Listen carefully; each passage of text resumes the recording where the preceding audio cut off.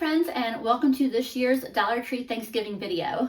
This is, I think, my 5th year doing one of these videos, and Dollar Tree has definitely changed a lot over those 5 years. Nonetheless, I'm excited to show you what I have in store for this year. Now, the number one critique that I usually get when I do this type of video is that other grocery stores are cheaper than the Dollar Tree for the items that I'm getting, or that Thanksgiving's not Thanksgiving without a real whole turkey. I have plenty of Thanksgiving content that focuses on more traditional grocery stores and more traditional Thanksgiving dinner items. However, people who are shopping at the Dollar Tree are usually shopping there because there are no cheaper options nearby them, or Dollar Tree may be the only option that they have to regularly access groceries. So it's really a conversation about food accessibility. And I do these videos not just to bring awareness to that fact, but to kind of show what's possible with the Dollar Tree's limited assortment of ingredients. If you are struggling this holiday season, please reach out to whatever local resources you have. Whether that's your religious organization, local nonprofits, your local Buy Nothing group,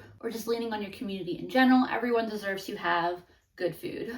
And if you yourself are in a position of abundance, I hope that you will look out for those around you this holiday season. All that said, let me show you my Dollar Tree haul. Here's my collection of items I got from the Dollar Tree. Now, the major challenge with the Dollar Tree is that they aren't always consistent with what ingredients they're carrying. Something that they've carried for years, they might suddenly stop carrying. Something that they had last year, they might not carry this year. Something that they had 2 weeks ago, they might not have anymore. So I went into the Dollar Tree with a list based on what they've had in the past and what I've seen recently. But until I was there, I wasn't really sure what I was gonna get. I have 20 ingredients here. They totaled $28.75. I guess I could have gotten one more item and made it an even 30, but I feel like I probably have everything I need. So I'll start out real quick with the items that did not cost $1.25, the kind of higher ticket items. Cool Whip used to be $1.25. It is now $2 at Dollar Tree. The Kraft cheese was $3 for a block. I almost bought one of these smaller ones that they sell, they're little 3-ounce blocks that they sell for $1.25. They are real cheese, they're a good product. The Kraft is technically a slightly better per ounce price. I decided to just go with the Kraft because I would have plenty of cheese to work with. And then I just recently started seeing butter being carried at Dollar Tree. It is 2 sticks for $3, half a pound for $3, so not a fantastic price. I could have went with margarine instead, or omitted butter or margarine altogether and just used oil. But I think if I have the opportunity to have real butter, that being able to use real butter really makes a budget meal feel a lot more indulgent and less like you're having to cut corners or things like that. And that'll really come into play when we get to the mashed potatoes, for example. And then I had one item that was less than $1.25. The green beans were 75 cents. Dollar Tree has been carrying these Founder Street veggies. They have a few different varieties and they sell them for 75 cents a can. Everything else here was $1.25, so I'll very quickly go through that. I got a frozen pepper stir fry mix. I was hoping they were gonna have what they call their seasoning blend. That's my favorite for using in the kind of dishes that I'm gonna be making today. It's a mix that's onion, celery, pepper, and parsley. But this isn't too bad of an alternative. And honestly, I'm just glad they had it. I got a bag of lentils for $1.25. The major difference in this bag versus when I've gotten them in the past is now their bags of beans are down to 12 ounces when in the past they were a pound. Also got a can of cranberry sauce, a can of yams, otherwise sweet potatoes in syrup, a container of milk. I really like this milk. It's shelf stable. It doesn't have to go into the refrigerator until you open it. In my opinion, it's pretty good quality. 2 boxes of stuffing mix, 1 bag of instant mashed potatoes. The other brand they have, the Idahoan ones, those ones are $1.50 now, but the Betty Crocker ones they sell are still $1.25. One of the big differences is that this one you need to add milk and butter. The other ones are the complete ones that you only have to add water to, but I would be adding milk and butter regardless because it makes instant potatoes just come out a lot better. I also have a bag of biscuit mix. The cheddar garlic here are my favorites. A box of cavatappi pasta. Dollar Tree is one of the surprising best places to get this kind of pasta. It can be hard to find sometimes at other stores, and it's often only made by brands that sell it for more than $1.25. I got a bag of crispy onions. I don't know what the sell weight on these were in the past. I would not be surprised if these are getting smaller because this feels really small and light. They didn't have my favorite alternative to these, which I would have bought first, which is they sell crispy jalapenos. But these will still be good. I got 1 pack of Velveeta cheese sauce, a box of instant vanilla pudding, a container of shortbread cookies. I went with the jar of turkey gravy. There were a few different options to choose from when it comes to gravy, and I went back and forth on what I wanted to do. First, I was just gonna go with the brown gravy. Then I was gonna get these packets of gravy that were 75 cents each. So it would make a 1.5 cups of gravy for $1.50. And then I saw that they had a value size version of this jar of turkey gravy, which is a little over 2 cups. So I decided to go with this for $1.25. And then finally, I got a little packet of chicken bouillon cubes. I chose this over a carton of broth, and if I could go back, I think I would decide to go with the broth instead. Once I got back from Dollar Tree and I started actually planning out all my dishes and figuring out how much broth I was going to need, I think 1 carton actually would have been fine, especially since I'm not making instant gravy. I have the jar of gravy. I got this because I figured I could get 1.5 quarts to 2 quarts of broth out of it. But since this is what I already grabbed, it's what I'm using. And you'll notice I didn't get anything that was actually turkey. The only option for anything turkey at my Dollar Tree was a $5 pack of turkey lunch meat. And I think the first year that I did a video like this, I think it was in 2021, I did do the dish where you make stuffing and use the turkey lunch meat and you roll the stuffing up into it and you bake it for a little bit and it comes out really good. But I really didn't want to spend $5 on lunch meat turkey for this. The freezers at the Dollar Tree I went to were half empty. There just weren't a lot of options in general. So we're gonna make do with what we have. I think what I'm going to make as a main is gonna be really delicious. But let's be real, Thanksgiving's all about the sides anyway. And then one other thing I wanted to mention, there's all kinds of ways you could shift this budget around. If you happen to already have buttermilk and bouillon or broth, that would knock $5.50 off the cost of this meal, bringing it down to only $23.25. You could obviously omit the dessert I'm gonna make. That would knock $5.75 off the cost. I also could have gone real bare bones and just done instant mashed potatoes, instant mac and cheese, a box of stuffing mix, and something other minimal ingredient, mostly pre-prepared dish, and gotten this really low budget. But I think anywhere between $20 to $30 is kind of the sweet spot to get a really solid dinner out of these Dollar Tree ingredients. So the first kind of little bit of prep work that I'm gonna do here isn't something that's necessary. I just think it might make my life easier. But basically I'm going to pre-make like 1 quart of broth. And I think I said earlier that these would get 1.5 to 2 cups of broth, but I just realized these are the larger cubes. So each cube makes 2 cups. So there's actually 16 cups in here worth of like potential broth. I've got my immersion blender here, the little cup attachment, and I'm gonna see if I can get away with putting 3 cubes in here and some water and blending it up. Sometimes those bouillon cubes can be like a pain to get to fully dissolve. I love this thing, by the way. It comes with this little side item, a whisk attachment, and a little food processor attachment. And it's such like a budget-friendly way of having a few different appliances in a small little space. All right, so I've got 3 cubes and a little bit of hot water. Hopefully this works the way I'm envisioning and I don't feel really silly for trying it.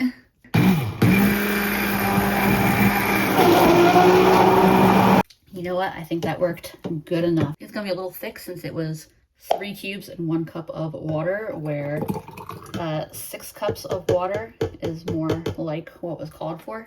Let's fit in here. Aha, I could have just done it in the jar in the first place.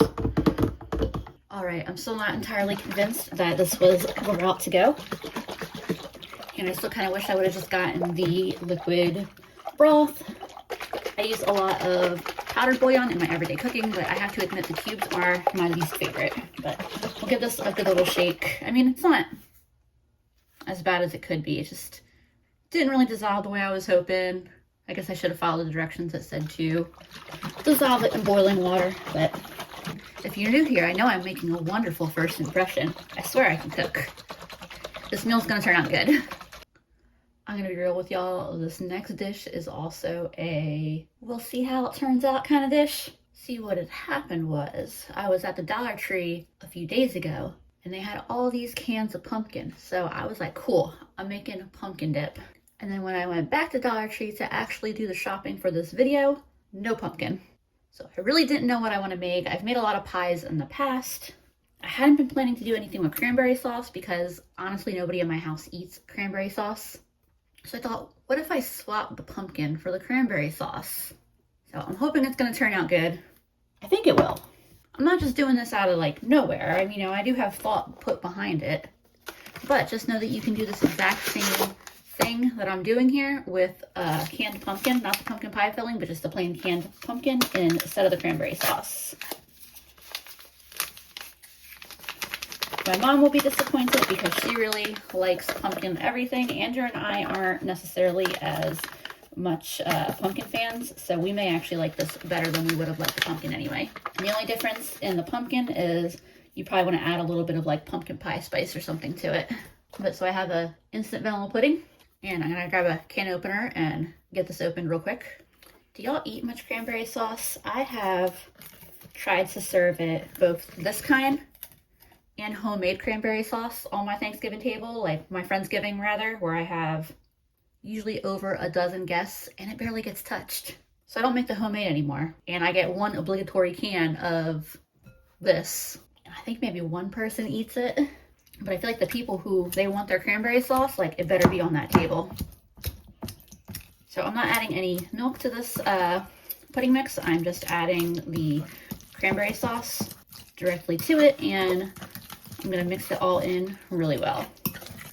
Since the cranberry sauce and the pumpkin would have as well have a lot of moisture, that pudding mix mixes in really well and easily. I'm hoping this works out really well because in my head I'm like, all right, we got the sweetness from the pudding mix and the tartness from the cranberry. I've got my container of Cool Whip, and I'm just going to fold the Cool Whip in. Hence I switched from my fork to a spatula here. And like I said, had it been the pumpkin, it would have been the same process here. The only difference being to toss in a little bit of like cinnamon or pumpkin pie spice or something like that, optionally. So I'm actually feeling pretty positive about this. It's a really nice pinkish color. It's nice and fluffy and creamy. I just licked a little bit off of the spatula and it tastes pretty good. So the only thing left that I have to do with this is put a lid on it and put it in the fridge to chill. Hence why I started with this, so that way it has time to chill while I prepare all the other dishes. By the way, the Cool Whip is what I actually wasn't sure if I was gonna find or not. Like I wasn't sure if it was gonna be there. And so my substitution for the Cool Whip was gonna be the marshmallow fluff that they carry, which I still think would have been a really interesting flavor and texture that I think might have been really good. Maybe I'll have to try that sometime. So my next step is I have this bag of lentils. I want to get them cooked up. I'm just going to boil them on the stove.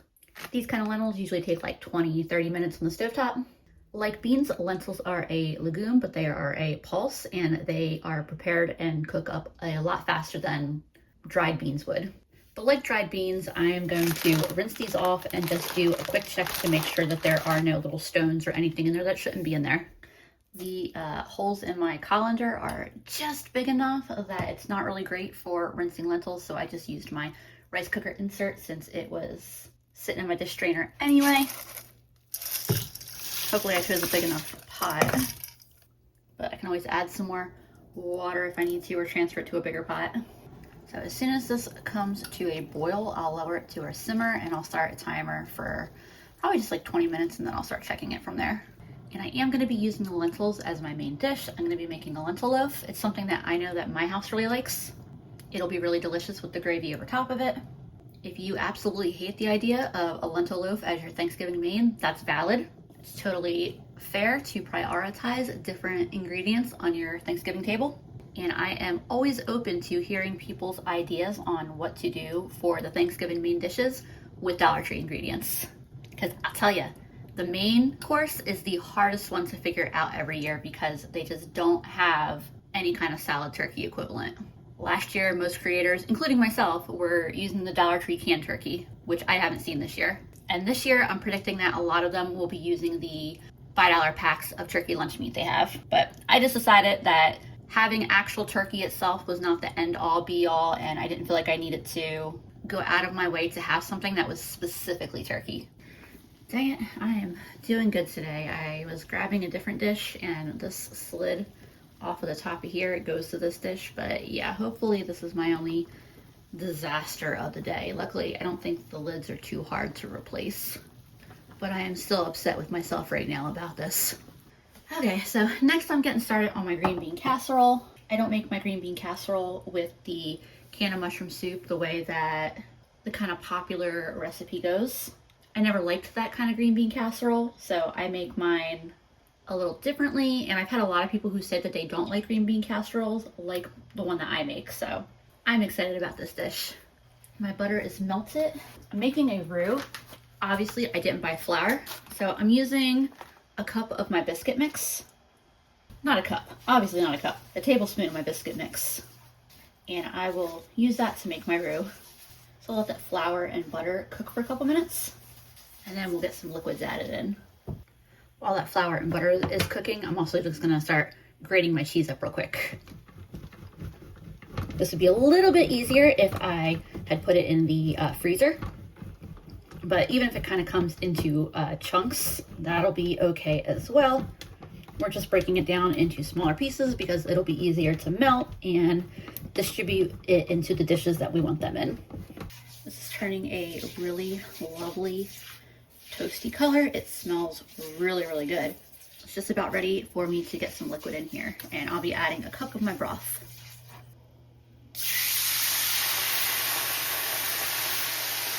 I'll mix that roux into the broth, let it heat up together and start to thicken. And then I'll get some milk added in.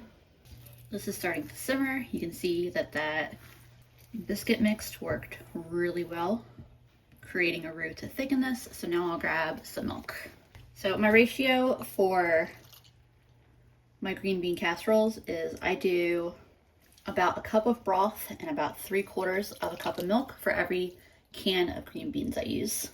So since I'm only using 1 can of green beans, I'm doing 1 cup of broth and about 3/4 of a cup of milk. I'll add my cheese in just a moment. First, I'm gonna add a little bit of soy sauce. You could also do Worcestershire sauce, anything that can add some nice little umami flavor, but it can also be omitted entirely. I'll also add some black pepper, some garlic powder, and some onion powder. For cheese, I usually add like 2 to 3 ounces per can of green beans. I really like pepper jack as a cheese. It gives it a nice little bit of a kick. And then I have that Velveeta cheese. This will especially come into play in my mac and cheese.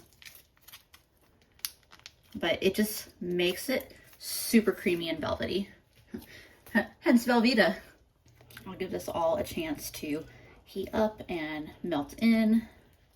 Then it will be time to add the green beans. Here's my green beans. I did drain those. Oh yeah, 1 can does not feel like a lot, does it? It says it's 15-ounce can. It says it's 3.2 servings of half-cup servings, but I don't know, it just feels small. That's okay. The sauce is really good. I'm also starting my oven, preheating to 425. Next I got my French fried onions. I let myself have a little bite, but it's a little bag, so I make sure I do not go overboard. I'm mixing about 2/3 of the bag in. If it was a larger bag, I would do half, or one of the canisters, I do half. But obviously it is on the smaller side. I turned the heat off of my lentils too and gave them a taste. They are fully cooked. I'll deal with them momentarily. I'm just transferring this into a dish I can put in the oven. I'll just take what I have left of the onions and sprinkle those around the top.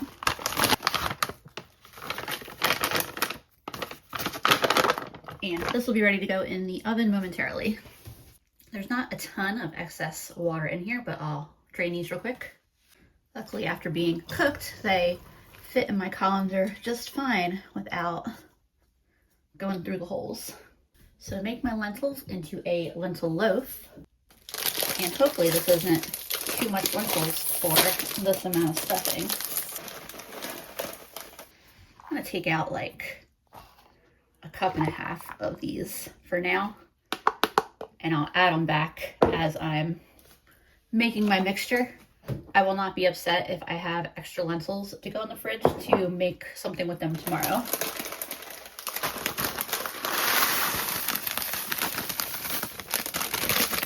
I really definitely could have gotten away with making a cup of lentils. I was not particularly thinking about the lentil math. I've got my cooked lentils and my stuffing. The stuffing is essentially acting as the breadcrumbs in any kind of loaf you'd make. I'm kind of thinking along the same lines as ketchup or barbecue sauce in a meatloaf, and I'm gonna add a little bit of this gravy. There's a little over 2 cups in here, so I got plenty to use some in here and still have plenty for mashed potatoes and to be a gravy served over the lentil loaf. I'll put in just a little bit more.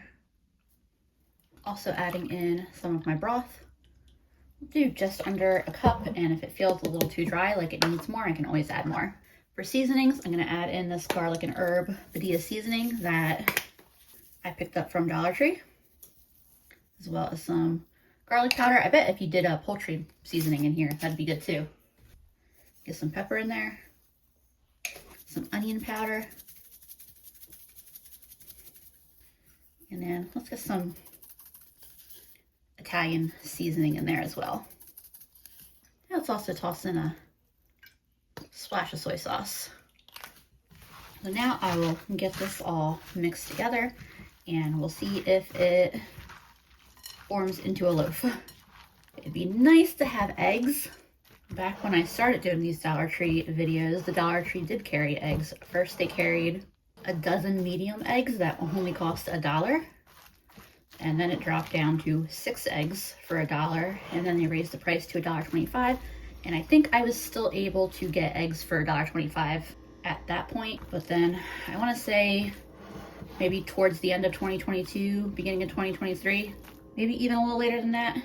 Maybe when bird flu was going around. My sense of time is all messed up, but they stopped carrying them and I have not seen them since.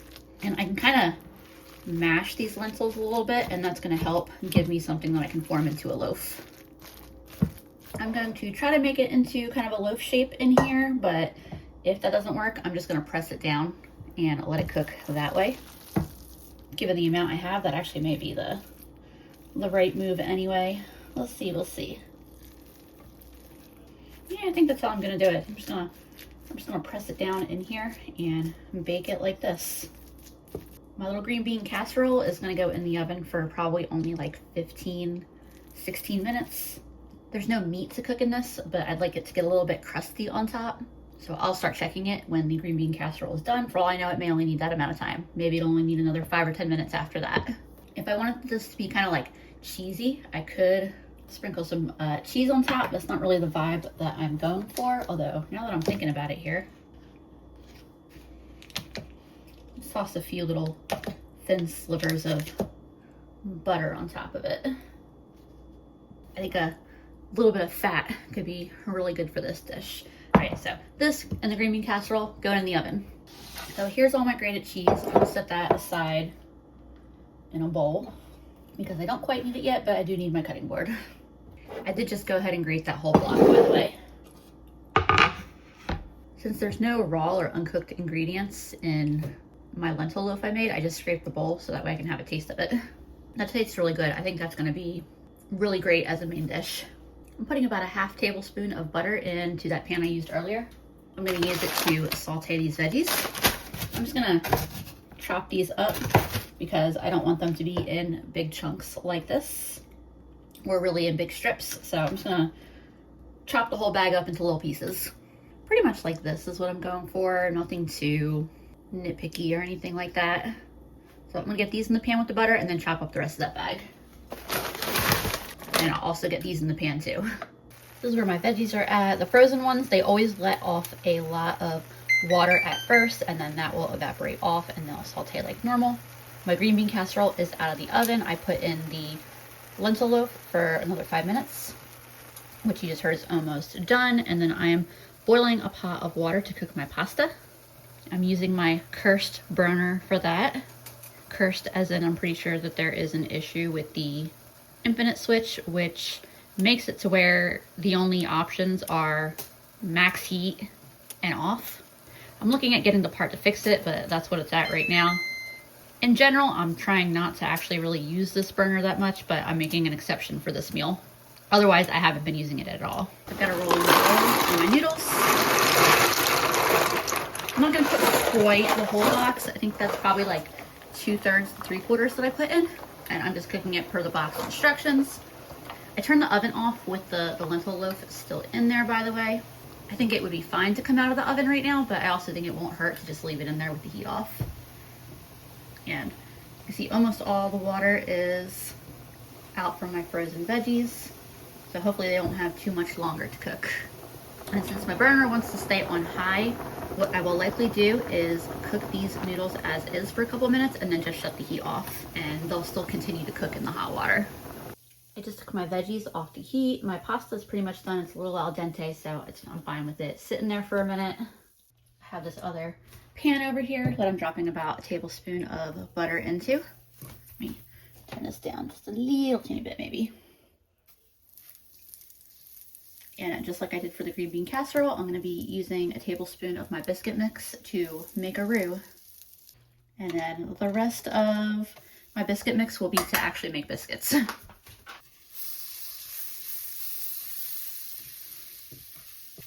I'll let this cook for a minute or two and then get some milk added in here. I'm adding in a cup of milk. I'm going to heat this up on a nice low heat. And I'll keep stirring this together until it starts to thicken up and it's all smoothly incorporated together. My stove's got a lot going on, but I'm also going to get my stuffing made. So I'm going to swap these around. I've got a cup and a half left of broth perfectly in that jar. And I'm going to heat that up with the rest of that stick of butter. And then over here, I'm ready to get some cheese added so I can finish up making my mac and cheese here. So I'm going to just get a nice big handful of that cheddar in there, as well as a nice bit of this Velveeta. If not the Velveeta, throwing in like a Kraft single into a pot of homemade mac and cheese, it helps make a really smooth sauce.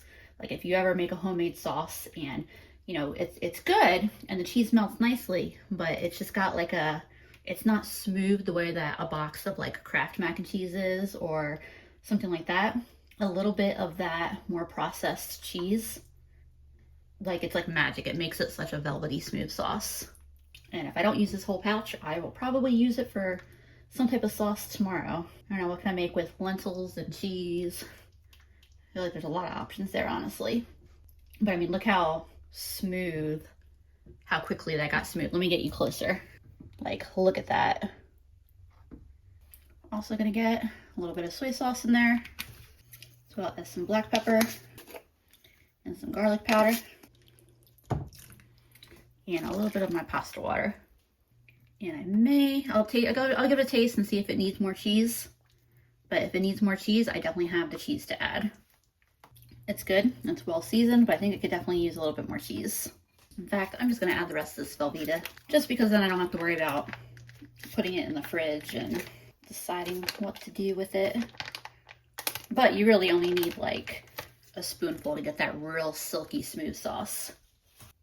That is a really good tasting sauce. I'm gonna get my pasta drained and I'll start getting that added in. There's the other half of that. And that broth and butter for my stuffing is almost boiling. Mac and cheese sauce is just the teensiest bit on the thin side, but I'll let this cook together for a second. It's still coating the noodles really nicely. My water and butter is ready for my stuffing.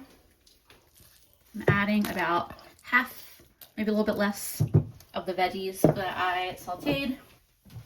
Really would have loved celery instead, but making do. Adding the bag of stuffing. Stir that in real quick. I'll pop a lid on here and it just needs to sit off the heat, technically for 5 minutes, but I'll just let it sit with the lid on until we're ready to eat it. It could go in the oven, like if you want it kind of that like crispy top. And that is how I usually do my like regular Thanksgiving stuffing. But I think for today, just because of like the timing of the different dishes, we'll probably just have it like this because we also like it just straight from the pot. Yeah, I let all that cook together for like 2 minutes and it does not, it's a lot thicker now. So I'll turn the heat off of this. I'm getting my lentil dish out of the oven so that way I can turn the oven back on for my biscuits. And they'll bake at 400. So that's what I'm gonna turn this back on to. All right, we're getting into the home stretch here. So I've got my biscuit mix minus 2 tablespoons. I'm just using the same bowl that I had the lentil dish in because remember there was no uncooked or raw ingredients in there. And I've already got plenty of dishes I'm gonna have to do. I'm adding the rest of my cheese to these, so that way they'll be nice cheesy cheddar biscuits. And then it calls for a half a cup of milk. I'm gonna aim to put in slightly less than that since I took out 2 tablespoons of the mix. And get this all mixed together real quick. Might add just a little splash more milk. I think that's the perfect amount. I'll use my cast iron here to cook them.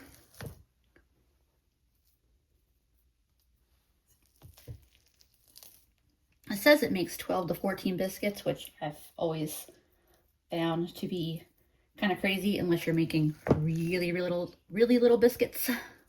But I took besides me taking a couple tablespoons of the dough out, I'm probably making my biscuits a little on the larger side here anyway. So if I want more biscuits, I could make these smaller, but I think I'll just aim to divide the dough into enough for 6 biscuits here. Since there's just the 3 of us, we each will get 2 biscuits. And they'll probably take a little longer to cook, like maybe a couple minutes longer to cook than if I had made them smaller, which is good because that'll give me time to do the last couple things I gotta do. So the package directions say 8 to 12 minutes. My guess it'll be more like 10 to 12.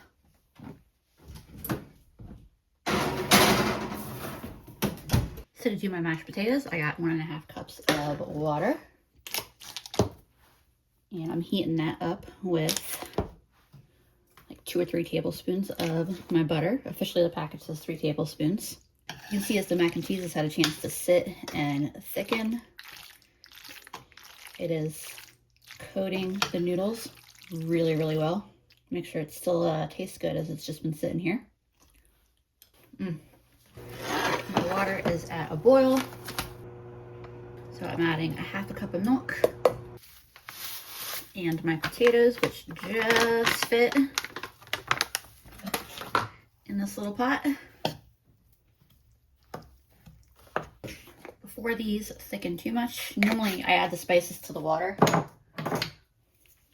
but I almost forgot. I'm adding a little bit of pepper and garlic, and honestly some of that garlic and herb seasoning, and get that mixed in real quick while it's still really easy to stir that in. And then this just will sit for a few minutes. That's all there is to the potatoes. Yeah, they're plenty salty enough. I don't need to add any salt, but those other seasonings definitely do a lot for them. So my last dish, and this one is an experimental one, so we'll see how this turns out. But I've got 1.5 cups of water. There they are. I'm gonna bring that to a boil. I'm using one of my little cubes of bouillon. So I'll let that come to a boil and get all integrated together. I just pulled my biscuits out of the oven. I cooked them for 11 minutes. I've got a boil going on my water and bouillon there. And I just opened my sweet potatoes, and I'm gonna drain them because I don't want the syrup and all the extra sugar. Not just drained, but I give them a quick rinse as well.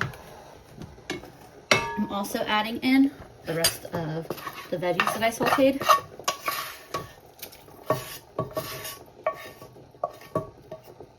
Some of you might be able to tell where I'm going with this, and I just had an idea. I'm not going to do a lot, but I'm going to put just a little bit, like 3 big spoonfuls of these lentils in there.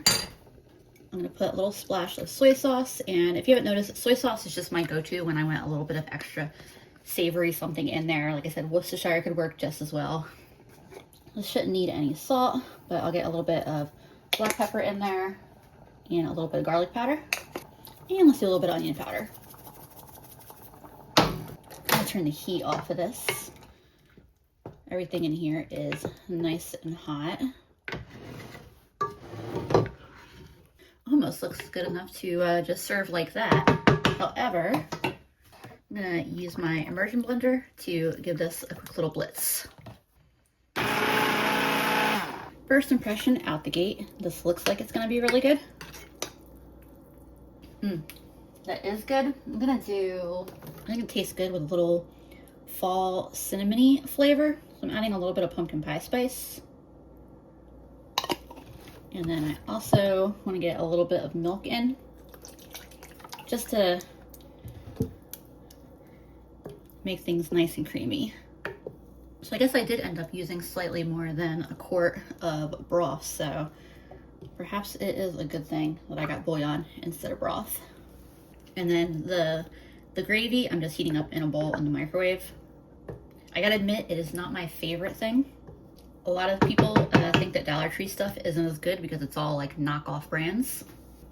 But I mean, the gravy is Heinz. It's just, I don't know if it's because, I think it's probably because I never really buy the pre-made gravies anymore. And so like I took a bite of it and it tastes like canned soup to me, which I also used to love and just don't care for as much anymore. All right, let me try this now. Yeah, that's good. I feel like it could probably have used a little more sweet potato maybe, but as a nice fall feeling soup, I like it. I think my mom will really, really like it. I'm adding a little bit of pepper to this gravy to hopefully improve it just a little bit. It's funny, I think the gravy is going to be my least favorite item, and it just was, pre-made gravy from a mainstream national brand. So maybe other people like it more than I do. Yeah, helped a little. It just has a very canned soup taste. Here is the entire spread. My dining room table is being occupied with a million different projects right now, so we're using the little table in the living room. We're gonna do this buffet style instead of trying to fit all of this on that table. It also means I can keep everything in the various pots and pans that they're in, and it'll be fewer dishes for me. I think I'm actually gonna aim to make my big Friendsgiving this year buffet style as well, because every year we're always trying to figure out how to pass around like big dishes of things on a very crowded table. So we'll just call this a trial run for that.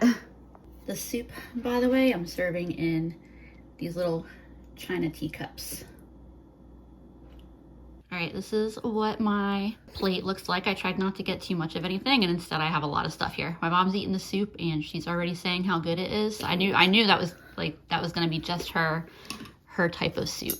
It tastes like fall. Andrew probably won't be quite as big of a fan just because this isn't his favorite style of soup, but I'm sure he'll still enjoy it. Yeah, I really like it. All right, much to my surprise, Andrew actually really liked soup. He was like, no, the soup's really good. And then you can see over there, my mom is already through her bowl as I've had like a bite of mine. Yeah, I was hoping Andrew didn't like it so I could take his too. There is more though, so. Mac and cheese is really good. Definitely add this to your soup repertoire. Yeah. Mac and cheese is good.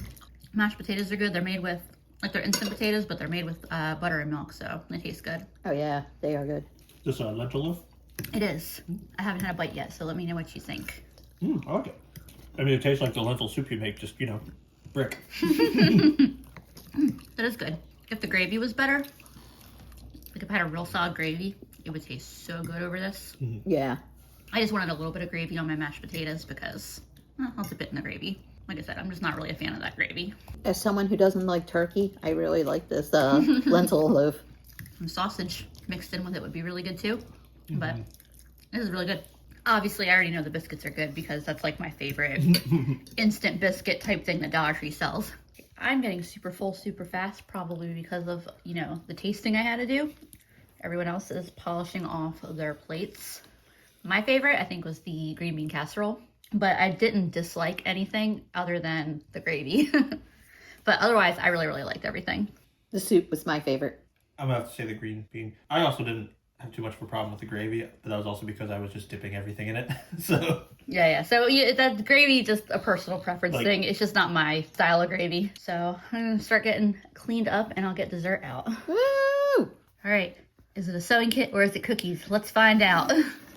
Wouldn't that be funny if it was like a prank item? A sewing kit! But so here is the cranberry dip, I guess is what we'd call it. I already had a taste of it off the spoon when I was putting it in this container. This isn't all of it. This is probably like a little more than half of it, but I already really like it. And I chose these cookies to dip, but I'm sure there's any variety of cookies and crackers and things like that that you could the cookies are choose good. to dip. This might be my favorite way to eat cranberry sauce. That is very nice. I like it because it's light, so after a heavy meal, like you don't need more heavy food. I could also happily put this into like a little cup and eat a little bowl of it. Yeah. Which I might do because I'm probably not gonna want that many cookies. But I'm very, very happy with how this turned out. I was a little bit nervous not having the pumpkin, how it was gonna turn out. But I think I probably like this more than the pumpkin. She probably would like the pumpkin better. Yeah. But I like this more than I would have liked the pumpkin. Hey friends, I have everything put away, pretty much everything cleaned up. If I look exhausted, it's because I am. Although honestly, it wasn't so much all the cooking and cleaning, it was the cleaning up that glass. That's what did it in for me because that splintered and went everywhere. It was awful. But yeah, now I am done with my night. I get to relax. We all have really delicious lunches packed for tomorrow, and then even enough that we might all be able to have dinner from it again tomorrow night, so that's always fun. We all really enjoyed our meals, but now I am ready to go sit down and relax. If you're still looking for more Thanksgiving content, I'll link a playlist here with previous Thanksgiving related budget videos that I've done. As always, I appreciate y'all for hanging out with me, and I will see y'all again soon.